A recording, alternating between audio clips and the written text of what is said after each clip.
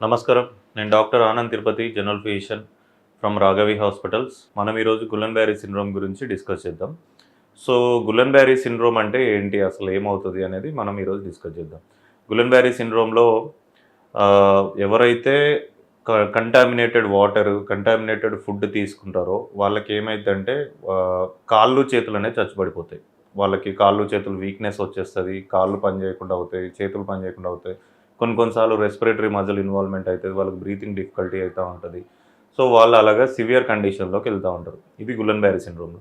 So, అసలు Gulen Barre syndrome అంటే ఎలా వస్తది? ఏమవుతదంటే, ఎప్పుడైతే మనం ఎక్కడైనా బయట ఫంక్షన్స్‌లోకి వెళ్ళినప్పుడు, బయట ట్రావెలింగ్ చేస్తున్నప్పుడు, ఎక్కడైనా కంటామినేటెడ్ వాటర్, కంటామినేటెడ్ ఫుడ్ తీసుకున్నప్పుడు, మనకి దాంట్లో బ్యాక్టీరియాస్ గానీ, virus causing Gulen Barre syndrome, bacteria causing Gulen Barre syndrome ఉంటాయి. సో, వాటి వల్ల ఏమైద్దంటే మనకి గులెన్ బ్యారీ సిండ్రోమ్ వచ్చే ఛాన్సెస్ ఉంటదనమాట.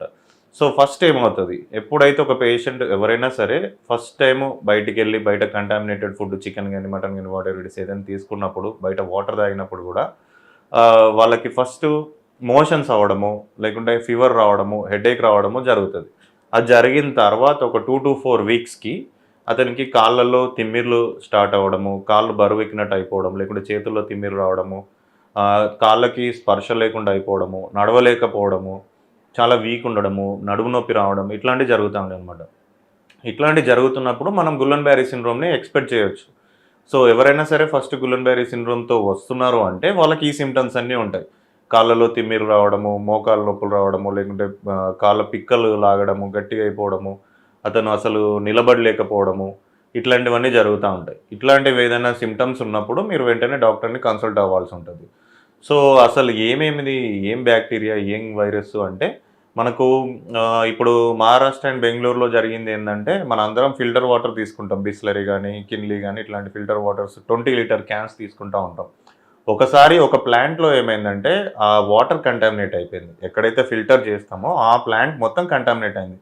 అది మేబీ డ్రైనేజ్ వాటర్‌తో కావచ్చు, రెయిన్ వాటర్‌తో కావచ్చు, బట్ కంటామినేట్ అయింది. కంటామినేట్ అయినప్పుడు దాంట్లో కాంపైలోబాక్టర్ జెజుని అనే బ్యాక్టీరియా కలిసింది. సో, ఈ కంపైలోబాక్టర్ జెజుని అనే బ్యాక్టీరియా ఏం చేస్తదంటే, that will cause the Guillain Barre syndrome. So, మనందరం తెలియకుండా అది ఫిల్టర్ వాటరే, బిస్లరీ వాటరే అనుకోని మనందరం తాగేస్తున్నాము. కానీ ఎవరైతే ఆ వాటర్ కన్జ్యూమ్ చేస్తున్నారో వాళ్ళకి చాలామందికి ఆ ఏరియాలో గులెన్ బ్యారీ సిండ్రోమ్ వచ్చింది. దీనివల్ల కొంతమంది డెత్ కూడా అయిపోయినారు. బట్ గులెన్ బ్యారీ సిండ్రోమ్‌లో డెత్ పర్సెంటేజ్ అనేది చాలా తక్కువ ఉంటది. Even less than 5% of people చనిపోయే ఛాన్స్ ఉంటది. అది కూడా వాళ్ళకేదైనా కోమార్బిడిటీస్ ఉన్నప్పుడు, లివర్ డిసీజ్ గానీ, కిడ్నీ డిసీజ్ గానీ, ఇట్లాంటివి ఏదైనా ఉన్న వాళ్ళకి చనిపోయే ఛాన్సెస్ ఉంటదనమాట. సో, ఇప్పుడు మనము అతనికి గులెన్ బ్యారీ సిండ్రోమ్ రాకుండా ఉండాలి అంటే మనం ఏం చేయాలి?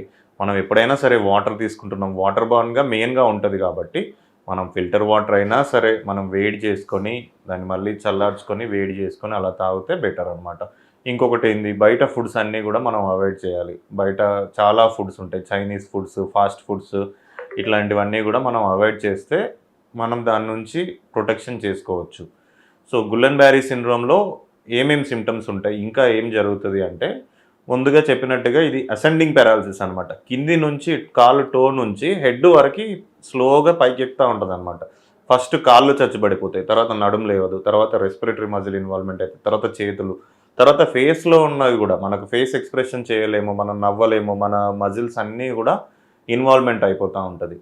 ఎప్పుడైతే పేషెంట్ హాస్పిటల్‌కొస్తారో అప్పుడు మనం కొన్ని ప్రిలిమినరీ టెస్ట్ చేయాల్సుంటది. ఆ ప్రిలిమినరీ టెస్ట్ చేసినప్పుడు దానికి సంబంధించిన టెస్ట్ చేసి గులెన్ బ్యారీ సిండ్రోమ్‌గా డయాగ్నోస్ చేసి మనము దానికి సంబంధించిన ట్రీట్మెంట్ పెట్టాల్సుంటదనమాట. సో, దీంట్లో ట్రీట్మెంట్ ఇవ్వాల్సుంటది.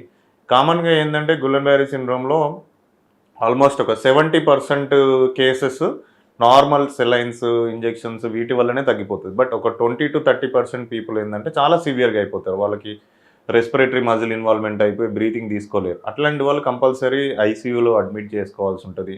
ఒకవేళ వాళ్ళకి నిజంగానే బ్రీతింగ్ ఇబ్బంది అవుతుంది, సాచురేషన్ లెవెల్స్ డ్రాప్ అయితున్నాయి అంటే వెంటిలేటర్ ఏసుకోవాల్సొస్తది.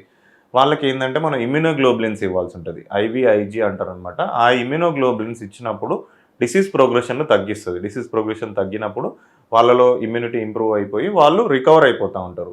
ఎంత రికవర్ అయినా ఏమైనా కూడా ఒక 1-2% లెస్ దెన్ 5% పీపుల్ మాత్రం డెత్ అయ్యే ఛాన్స్ ఉంటది.